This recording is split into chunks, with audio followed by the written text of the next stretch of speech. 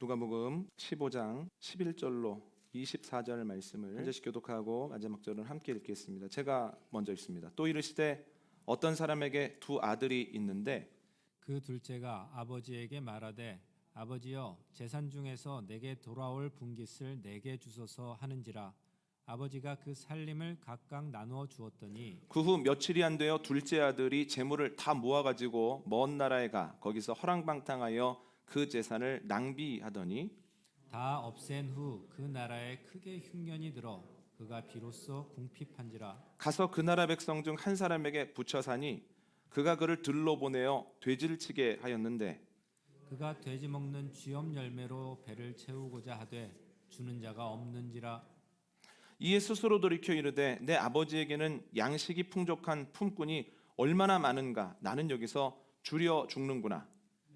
내가 일어나 아버지께 가서 이르기를 아버지 내가 하늘과 아버지께 죄를 지었사오니 지금부터는 아버지의 아들이라 일컬음을 감당하지 못하겠나이다. 나를 품꾼의 하나로 보소서 하리라 하고 이에 일어나서 아버지께로 돌아가니라. 아직도 거리가 먼데 아버지가 그를 보고 측은히 여겨 달려가 목을 안고 입을 맞추니 아들이 이르되 아버지 내가 하늘과 아버지께 죄를 지었사오니 지금부터는 아버지의 아들이라 일컬음을 감당하지 못하겠나이다 하나. 아버지는 종들에게 이르되 제일 좋은 옷을 내어다가 입히고 손에 가락지를 끼우고 발에 신을 신기라. 그리고 살찐 송아지를 끌어다가 잡으라. 우리가 먹고 즐기자. 이 내 아들은 죽었다가 다시 살아났으며 내가 잃었다가 다시 얻었노라 하니 그들이 즐거워하더라. 아멘. 오늘은 추수감사주일입니다. 요즘은 추수하는 때가 아닌데 왜 추수감사절을 드려야 하나 생각하실 수 있겠지만 추수감사절의 방점은 추수가 아니라 감사에 있습니다. 감사는 피조물인 우리가 창조주인 주님께 마땅히 해야 하는 의무다라고 하는 거죠. 그래서 성경에서는 반복적으로 감사하라, 감사하면 좋겠다 이게 아니라 반드시 감사해야 된다라고 우리에게 명령을 하고 있습니다. 그래서 추수감사절은 성경적인 감사란 무엇일까? 과연 나는 진정한 감사를 하고 있는가? 감사 생활이 괜찮은가를 점검해 볼 수 있는 가장 좋은 기회다라고 하는 거죠. 그래서 오늘은 진정한 감사가 어디에서 오는가? 감사의 근원과 진정한 감사는 무엇을 하는가? 감사의 능력에 대해서 나눠보려고 합니다. 첫 번째는 감사는 어디에서 오는가에 대해서 한번 살펴보려고 합니다. 오늘 본문을 보면 어떤 사람에게 두 아들이 있었습니다. 그런데 둘째 아들이 맹랑합니다. 아버지에게 가서 아버지 재산 중에서 저희 몫이 있을 거 아닙니까? 저희한테 좀 먼저 주셨으면 좋겠습니다.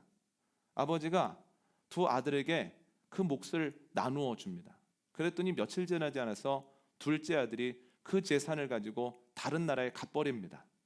그리고 흥청망청 쓰죠. 그 돈이 다 떨어졌을 때쯤에 그 나라에 큰 흉년이 듭니다.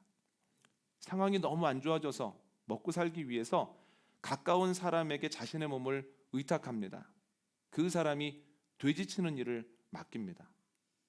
그런데 이유가 무엇인지는 모르지만 그가 일을 잘 못해서인지 아니면 일을 잘함에도 불구하고 그 사람이 그를 혹독하게 대해서 있는지는 알지 못하지만 그가 열심히 돼지를 침에도 불구하고 먹는 문제, 기본적인 생활 자체가 해결이 안 되는 거예요. 돼지들이 먹는 쥐염 열매라도 먹고 싶었으나 그마저 주는 사람이 없었습니다. 갑자기 정신이 번쩍 듭니다. 야, 우리 아버지 집에서는 수없이 많은 종들이 충분히 먹고 남기는데 나는 여기서 굶어 죽게 생겼구나. 아버지의 집에 돌아가야 되겠다. 그리고 가서 말하기를 저는 아버지의 아들이라고 불릴 자격이 없습니다만 그래도 품꾼의 하나만으로도 저를 좀 사용해 주십시오 라고 이야기해야겠다. 일어나서 아버지에게로 갑니다. 그가 마을 어귀로 들어갈 때 집에 도착하기도 전에 아버지가 그를 보고 측은히 여겨서 달려옵니다. 그를 끌어안고 입 맞추고 종들에게 큰 소리로 명합니다. 귀한 옷을 가져다가 입히고 반지를 손가락에 끼우고 좋은 신을 발에 신겨라. 내 아들은 죽었다가 살았고 또한 나는 잃었던 아들을 다시 얻었다. 잔치하는 내용이 오늘 본문의 내용입니다. 이 비유를 통해서 감사의 근원을 알 수 있는데요. 두 가지입니다. 첫 번째는 선물이라고 하는 것을 알게 되면 감사하게 됩니다. 여러분, 이 비유는 많은 분들이 알고 있습니다. 그런데 이 비유의 유명세에 비해서 저희가 둘째 아들에 대해서 알고 있는 것은 거의 없습니다. 그냥 물질을 가지고 갔다가 탕진해서 돌아왔다, 이 정도만 알죠. 그러나 확실한 것은 그가 아버지의 집에 사는 동안 만족도가 크지 않았다는 거예요. 그에게 감사와 기쁨이 넘치지 않았습니다. 그에게 감사와 기쁨이 넘쳤더라면 굳이 아버지의 것을 받아서 다른 나라에 가서 나름대로의 생활을 해보지 않았을 것이기 때문이에요. 그런데 여러분, 오늘 본문을 보면 그의 상황에서 부족한 것이 별로 없어 보입니다. 여러분 생각해 보세요. 그에게는 좋은 아버지가 있습니다. 또한 그는 태어나면서부터 매우 넉넉합니다. 부족함이 없어요. 종들도 많이 있고, 또한 돌아왔다고 해서 송아지를 잡고 그날 잔치를 벌인다고 해도 그 집에 큰 어려움을 경험하지 않는다라고 하는 거예요. 그런데 이렇게 좋은 상황 속에서 왜 둘째 아들에게 기쁨과 만족과 감사가 없었을까라고 하는 거예요. 왜 감사하지 못했을까? 왜냐하면 당연했기 때문입니다. 태어나 보니 좋은 부모님이 있는 거예요. 태어나 보니 자신은 마을 사람들에게 아주 부잣집 둘째 아들인 거예요. 태어나 보니 종들에게는 자신이 귀하디귀한 둘째 도련님인 겁니다. 여러분, 당연한 일에 왜 감사하고 왜 기쁨을 느끼겠습니까? 원래부터 그런데 다른 나라에 가서 여러 가지 것들을 경험하다 보니 그게 당연하지 않더라는 거예요. 두 가지 면에서 그런데, 첫 번째는 사람에 대한 것이 당연하지 않더라는 겁니다. 예전에 아버지의 집에 있을 때는 사람들이 내 주위에 많았습니다. 그리고 그 사람들이 나에게 매우 예의 있게 행동을 했습니다. 당연한 줄 알았죠. 나는 그럴 만한 품격과 자격이 있다고 생각을 했죠. 그런데 자신이 가지고 있는 것이 다 소진되어지자 사람들도 흩어지고, 또한 어려우면 어려울수록 사람들이 약자에게 얼마나 잔인한지를 몸소 경험하게 됐다는 거예요. 야, 아버지의 사랑과 종들의 존중이 당연한 것 아니었구나. 내가 아버지의 집에서 큰 혜택을 보고 산 것이었구나 알게 되죠. 두 번째로 깨닫게 된 게 뭐냐면 물질에 대한 것도 당연하지 않았다라고 하는 거예요. 어려워 보지 않았기 때문에 나는 늘 넉넉한 사람이야. 앞으로 더 넉넉해질 거야. 내가 조금만 더 노력하면 훨씬 더 넉넉해질 수 있어 라고 하는 생각을 했기 때문에 그 생각을 가지고 아버지를 보니까 답답한 겁니다. 이것만 조금 이렇게 하면은 굉장한 이득을 볼 수 있을 텐데 왜 저렇게 감이 떨어졌나? 뭘 저렇게 못할까? 그런데 실제로 자신의 몫을 가지고 다른 나라에 가서 일을 해보니 돈 버는 거 만만치 않은 겁니다. 야, 이거 보통 일이 아니구나. 뭔가는 해봤는데 실패해서 자꾸만 줄어들다가 나중에는 아무것도 없어지죠. 게다가 흉년이 들어서 추락에 추락을 거듭하는데 아무리 극복해 보려고 해도 극복이 안 되는 겁니다. 알게 되죠. 아하, 나에게 있었던 넉넉함이라고 하는 것, 내 능력이나 내 노력 때문이 아니었구나. 이것을 뼈저리게 느끼며 아버지의 집으로 돌아갑니다. 야, 아버지가 뭐라 그러실까? 품꾼으로라도 써주실까? 고민하면서 가는데 아버지께서 변함없는 사랑을 주시는 거예요. 옷을 입혀주시고 반지를 끼워주시고 신을 신겨주시죠. 얼마나 기뻤겠습니까? 얼마나 감사했겠습니까? 그런데 여러분, 한 번만 더 생각해 보십시오. 그 옷과 그 반지와 그 신발은 예전에 둘째 아들이 입고 끼고 신던 거예요. 새롭게 만든 게 아니에요. 옛날에 그것을 입고 끼고 신고 있을 때는 불만족스러웠습니다. 감사하지도 않고.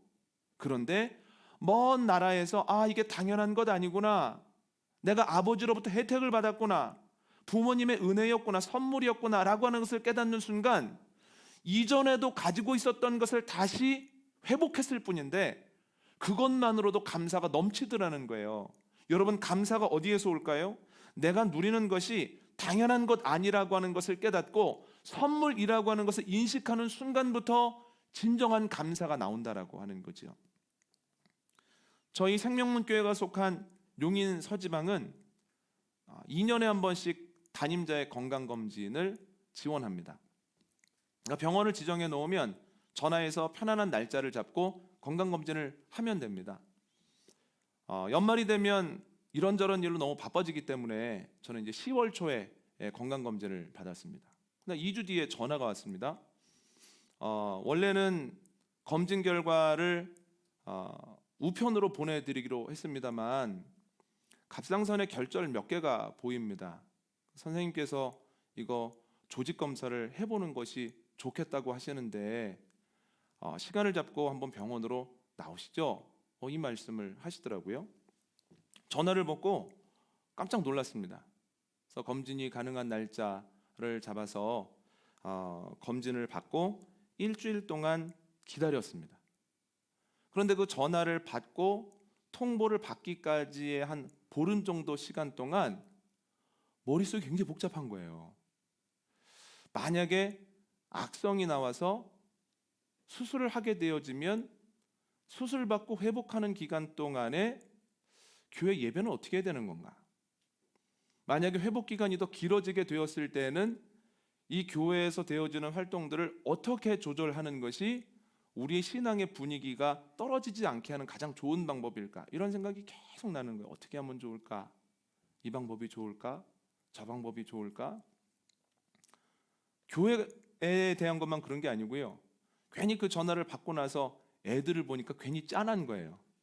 12살, 6살짜리 보면서 애들이 막 웃으면 아이고 저거들 아무것도 모르고 웃네요. 진짜 마음이 힘들고 또 막 싸우면 아이고 내가 있어야 저 싸움을 중재할 텐데 어떡하나 이런 마음이 들고 웃어도 짠하고 싸워도 짠하고 울어도 힘들고 이런 겁니다. 게다가 이걸 혼자 안고 있을 걸 그랬나 한 보름 동안 괜히 아내와 부모님께 기도를 부탁해서 이 무거운 짐을 전가한 건 아닌가 매우 복잡한 생각들이 있는 거예요. 그런데 여러분 그런 생각도 들더라고요. 만약에 치료를 받게 돼도 아이들한테 아빠의 약한 모습을 좀 보이기 싫은데 아이들이 너무 어렸을 때 이 전 세계에서 가장 강하다고 생각하는 아버지의 약한 모습을 보이면 충격을 받으면 별 생각이 다 드는 거죠. 근데 예정보다 이틀 먼저 전화가 왔습니다. 전화번호가 뜨는데 조금 긴장이 되더라고요. 그런데 감사하게도 양성이었습니다. 그래서 6개월 뒤에 다시 한번 검사하고 1년마다 다시 한번 검사해보자 이런 얘기를 했습니다. 여러분 저는요 아프지 않은 것이 당연하다고 생각했습니다. 여러분 당연한 것에 왜 감사하고 왜 기쁨을 느끼겠습니까? 그래서 어떤 것에 감사했냐면 당연한 것 말고 당연하지는 않은데 일어나지 않을 수도 있었는데 일어난 일들이 생겨나면 막 감사했거든요. 그런데 건강이 당연한 것이 아니구나, 나도 당연히 아플 수 있구나 하는 생각을 하는 순간부터 그냥 건강이 감사하고 건강을 뿌리로 하고 있는 일상이 감사한 거예요. 특별히 매주 예배하고 매일 예배하고 또한 가까이 있는 사람들과 편안하게 이야기할 수 있다는 것 자체가 너무너무 감사하더군요. 여러분 우리에게 당연한 것은 없습니다. 내 힘으로 온전히 얻고 내가 노력해서 지켜나가고 있는 것들은 이 세상에 없기 때문입니다. 건강도 물질도 우리의 노력을 필요로는 하지만 우리 힘으로 얻은 것도 아니고 우리 힘으로 지켜나가고 있는 것도 아닙니다. 제가 예전에 사역하던 교회에서 하나님 그 가정에 자녀를 주십시오 라고 기도하던 몇몇 가정이 있었습니다. 저희도 첫째 아이를 7년 만에 낳은 터라 아이를 위해서 기도하면서 막 간절함을 가지고 있는 가정들을 보면 기도가 더 간절한 거예요. 그런데 다 하나님께서 주셨는데 한 가정만 응답을 못 받는 상태에서 제가 교회를 떠나서 개척을 하게 됐습니다. 그런데 올해 그 가정이 결혼한 지 15년을 훌쩍 넘겨서 아이를 낳았어요. 그 얘기를 듣는데 얼마나 기쁜지요. 그런데 이전 교회에 강의를 하러 갔다가 그 가정을 봤습니다. 그 아이도 봤죠. 너무너무 행복하더라고요. 그런데 이 아이가 보통 100일의 기적이라고들 하지 않습니까? 막 밤에 잠을 안 자다가 100일이 되는 순간부터 막 자잖아요. 근데 이 아이가 200일이 됐는데도 밤에 잠을 안 자는 거예요. 그 부모님들은 한 분은 40대 중반이고 한 분은 40대 후반입니다. 그 얼마나 힘이 들겠습니까? 그런데 여러분, 너무 감사하다는 거예요. 200일이 되었어도 잠을 안 자도 너무 감사한 거죠. 왜 감사할까요? 이 아이의 존재가 당연하지 않기 때문이에요. 여러분, 현상을 한번 보십시오. 그냥 너무나 쉽게 하나님으로부터 아이를 허락받으면 그냥 아이가 좀 빨리 자줬으면 좋겠고 100일이 지났는데도 안 자면 너무 힘든 거죠. 그러나 이 아이가 당연하지 않다라고 하는 것을 무려 15년 동안이나 경험하고 난 다음에 아이를 보니 200일이 지나도록 저녁에 잠을 안 자도 그냥 마냥 기쁜 겁니다. 내가 좀 힘들면 되지, 얼마나 귀해라고 하는 거죠. 여러분, 생각해 보면 아이들에 대해서 존재를 당연하게 생각하고, 우리 아이들은 당연히 착해야 된다고 생각하고, 우리 아이들은 뭔가를 잘해야 된다고 생각하면 아이들의 삶을 볼 때 불편하고 미진하게 보이는 것 투성입니다. 왜 저렇게 할까? 왜 저렇게밖에 못할까? 왜 저 정도밖에 안 될까? 그런데 우리 아이도 잘 못할 수 있고 약할 수 있고 어떤 뾰족하게 튀어나온 송곳 같을 수 있다라고 하는 생각을 하면, 당연하다고 하는 생각을 버리고 그것을 인정하기 시작하면 그 안에서 감사가 찾아진다라고 하는 거예요. 여러분, 중2가 되면 아이들의 눈빛이 바뀐다지요. 함께 사역하는 목사님께서 한번 애 중2 돼 보십시오. 무섭습니다. 이런 얘기를 하더라고요. 근데 여러분, 착하던 아이가 왜 이렇게 날카로워졌을까 생각하면 어렵지만, 그래, 시간이 가면서 아이의 몸과 마음이 성장하고 성숙하고 있구나, 이건 과정이구나 라고 생각하면 자연스럽게 자라나고 있음에 대한 감사가 생기죠. 아이들이 늦게 들어오면 화가 나죠. 그런데 들어오는 것이 당연하지 않다고 생각하면, 그래, 그래도 집을 베이스 캠프 삼고 있구나. 가끔 집에 오지 않고 집에 그래도 매일 들어오는 걸 보니 감사하다. 부모님들의 걱정이 무엇입니까? 대학생들이 되면 아이들이 깜깜할 때 움직이고 화날 때 잔다는 거 아닙니까? 그래도 잠을 자서 다행이다. 일주일 이상 잠을 못 자면 헛게 보일 텐데 감사하죠. 제가 드리는 말씀은 아이들이 하는 대로 내버려 두자는 이야기가 아니라, 아이들의 존재와 아이들의 생활이 당연하지 않다라고 하는 것을 인정하게 되는 순간 아이들의 모습을 감사로 접근한다는 거예요. 어디로부터 접근하느냐에 따라서 출구 방향도 달라진다는 거예요. 여러분, 당연한 것이 아니라 이 아이의 존재와 생활 그리고 성장은 선물이라고 하는 것을 기억하고 감사로 나아가는 저와 여러분 되시기를 원합니다. 근데 개인적인 것뿐만이 아닙니다. 신앙에 관련된 것도 마찬가지입니다. 내 교회가 없으면 토요일 날 저녁과 주일 아침에 너무 고민이 됩니다. 이번 주는 어디서 예배드리지? 어디 온라인으로 예배를 드릴까? 이건 내 교회가 있는데 여러 가지 상황 속에서 결정과 결단한 것과는 다른 문제예요. 계속해서 주일을 앞두면 마음이 불안합니다. 여러분, 내가 갈 교회가 있다라고 하는 것이 얼마나 큰 복입니까? 우리가 신경 써야 되는 것은 어느 교회를 갈까가 아니라 늦지 않아야 돼, 요 정도 아닙니까? 이것만으로도 너무 감사한 거죠. 교회에 문제가 없다는 것이 얼마나 감사한 일인지 아십니까? 교회에 문제가 있으면 교우분들이 설교를 들으면서 말씀 외에 자꾸 다른 생각을 하는 거예요. 목사님, 저 말씀은 누구 들으라고 하는 말씀인가? 그 설교가 또 잘 되어지면, 아유, 우리 목사님은 참 말씀은 잘하시네, 자신한테 먼저 적용해야 될 텐데, 이런 마음 들지 않겠습니까? 목회자도 교회에 문제가 있는 상태라면 설교를 준비하면서, 야, 내가 이 말씀을 전했을 때 괜히 누군가를 지목하는 것처럼 느껴지면 어떡하지? 하는 생각이 들지 않겠습니까? 말씀을 말씀으로 듣고 말씀을 말씀으로 준비한다라고 하는 것이 얼마나 감사한 일입니까? 내 교회가 있음에 감사하고 말씀을 기쁨으로 받을 수 있는 상황이라고 하는 것을 감사하는 저와 여러분 되시기를 원합니다. 두 번째로, 아버지의 마음을 알면 감사하게 되는데요. 오늘 설교를 준비하면서 뭉클했던 구절이 있습니다. 20절을 읽겠습니다. 시작. 이에 일어나서 아버지께로 돌아가니라. 아직도 거리가 먼데 아버지가 그를 보고 측은히 여겨 달려가 목을 안고 입을 맞추니. 아멘. 둘째 아들이 문을 열고 아버지 집에 갔을 때 아버지가 한참 딴 거를 하다가 이게 누구야? 얼굴이 왜 이래? 하면서 아들을 부둥켜 안은 것이 아닙니다. 오늘 본문을 보면 아들이 아버지의 집을 향해 가는데 이제 마을 어귀에 이릅니다. 아주 작게 집이 보입니다. 그런데 그 집에서 누군가가 막 뛰어오는 거예요. 그런데 뛰어오는 사람이 누군가 봤더니 점점 봤더니 아버지입니다. 아버지에게 아버지 제가 죄를 지었습니다 라고 이야기를 하려고 하는데 아버지가 말하기도 전에 그 둘째 아들을 확 끌어안는 거예요. 그 입을 맞추면서 이 아들에게 새 옷을 입히고 반지를 끼워주고 신발을 신겨주라고 종들에게 명합니다. 여러분, 아버지가 집을 떠난 둘째 아들을 생각하면서 일이 손에 안 잡혀서 자꾸만 마을 어귀를 봤던 것이 오늘 한 번 있었던 일일까요? 그렇지 않습니다. 둘째 아들이 집을 나간 그 순간부터 일이 손에 잡히지를 않고 계속 습관적으로 마을 어귀를 보는 거예요. 아들이 돌아오지는 않나 하는 거죠. 아버지가 비슷하게 보이는 사람이 있을 때만 막 마을 어귀로 달렸겠습니까? 아니요. 누군가가 있다고 생각하면 막 달려가는 거죠.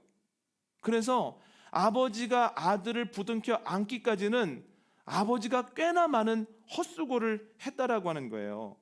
여러분, 이것이 자신을 경시하고 집을 떠난 둘째 아들에 대하여 아버지가 가지고 있는 마음입니다.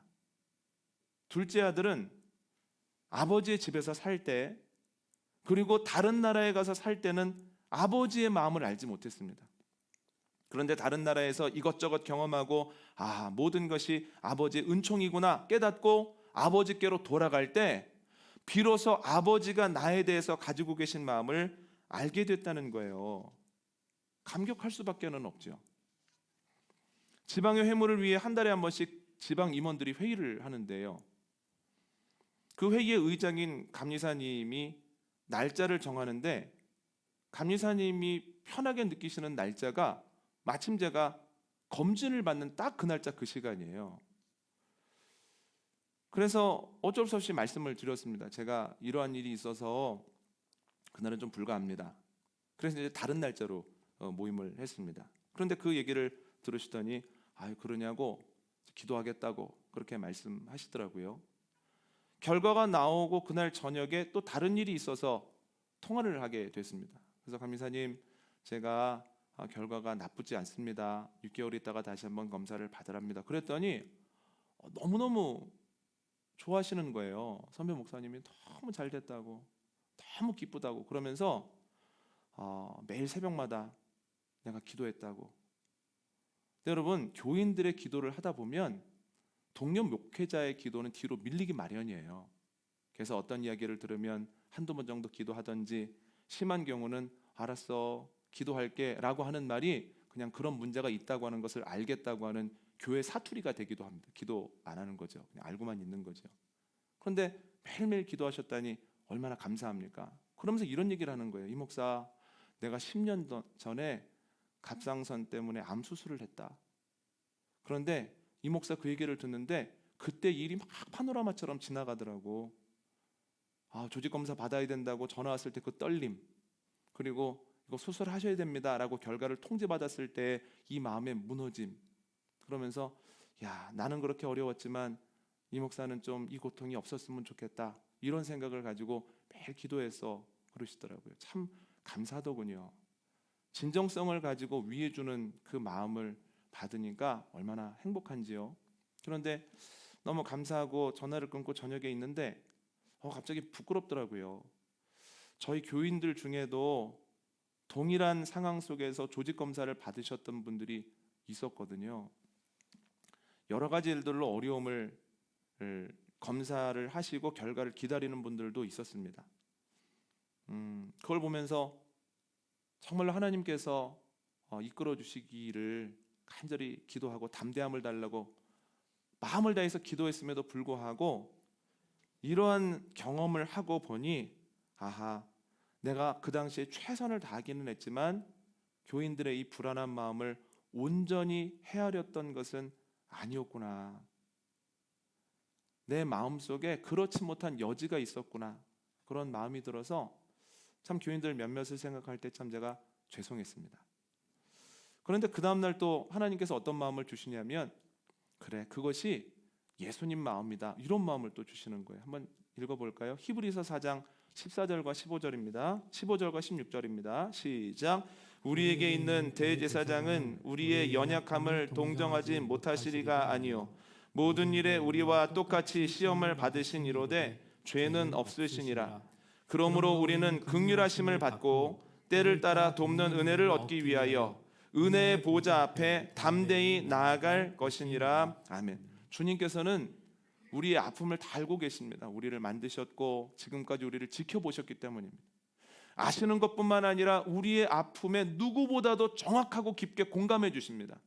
주님께서는 십자가를 지시는 가운데에서 모든 걸 다 경험하셨거든요. 이 땅에서 가장 가까운 사람들에게 오해도 받으시고 미움도 받고 결국은 십자가에서 많은 고통을 겪으셨거든요.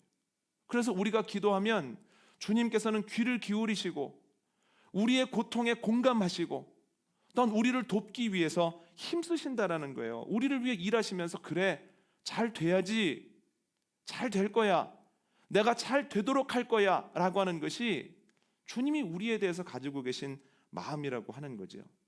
여러분, 주님께서 우리의 아픔을 아시고 공감하시고 또한 우리를 잘 되도록 주님 보시기에 좋은 것으로 이끌고 계신다라고 하는 것을 기억하고 때때로 돕는 힘을 얻기 위하여 보좌로 나아가는 저와 여러분 되시기를 원합니다. 아버지의 마음을 알면 감사합니다. 그래, 어려움이 있지만 그 아버지 때문에 이길 수 있지, 아버지께서 이기게 하시겠지, 이 기도의 제목도 간증으로 바꾸어 주시겠지. 여러분, 감사는 어떤 일을 할까요? 감사의 능력인데요. 여러분, 오늘 본문 이후에 나타나는 일은 큰아들이 작은아들과 그 아버지를 보고 마음 편해하지 않았다, 이런 내용입니다. 그러니까 둘째 아들에 대한 이야기는 이어지지 않습니다만 어렵지 않게 예상해 볼 수는 있습니다. 여러분, 잔치는 길어야 며칠입니다. 막 송아지를 잡고 포도주를 마시면서 잔치한 이후에 며칠 지나면 예전에 했던 일들 똑같이 해야 된다는 거예요. 예전에 힘들었던 부분에서 또 힘들어야 된다라고 하는 거죠. 그런데 확실한 것은 잔치 이후에 일을 했을 때에 일에 대한 생각이 바뀔 수밖에 없다는 거예요. 예전에 해야 되는 일은 무거운 짐이었고 의무였으나 모든 것이 아버지의 은혜였다라고 하는 것을 깨닫고 아버지의 마음을 알고 난 다음에는 그 일이 행복한 것이요 또한 자신이 할 수 있는 특권이었다, 자신에게 부여진 특권으로 변화됐다라고 하는 거죠. 내가 일을 할 수 있다는 것 자체가 감사하고 나를 사랑하는 아버지를 위해 할 일이 있다는 것 자체가 기쁘지 않았겠습니까?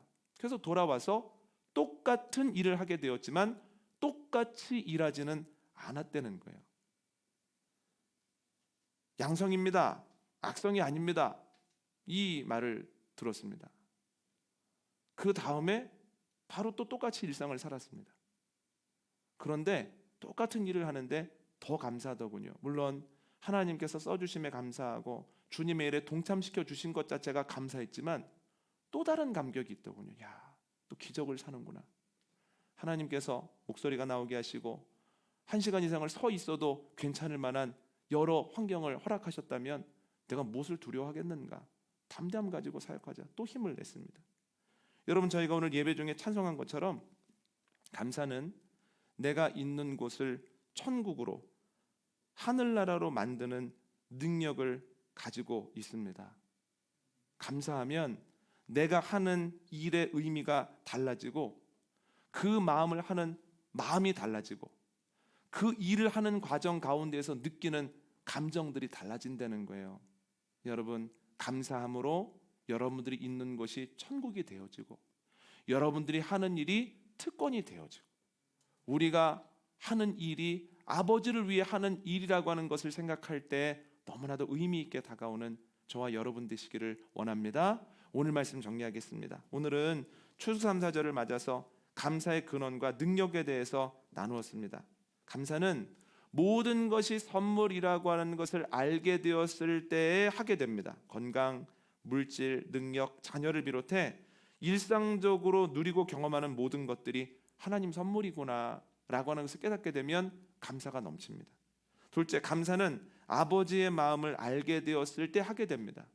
아버지가 나를 아시고 또한 나를 공감해 주시고 또한 나를 기쁨으로 인도해 주신다고 하는 것을 알게 되어지면 감사하게 된다는 거예요. 또한 감사는 우리의 삶과 일을 새롭게 인식하게 하는 힘이 있습니다. 진정으로 감사할 때 우리가 있는 것은 천국이 되고 우리가 하는 일은 특권이 됩니다. 주님 주신 지혜로 감사하게 되고 또한 그 감사로 천국을 살아가는 복된 저와 여러분 되시기를 원합니다.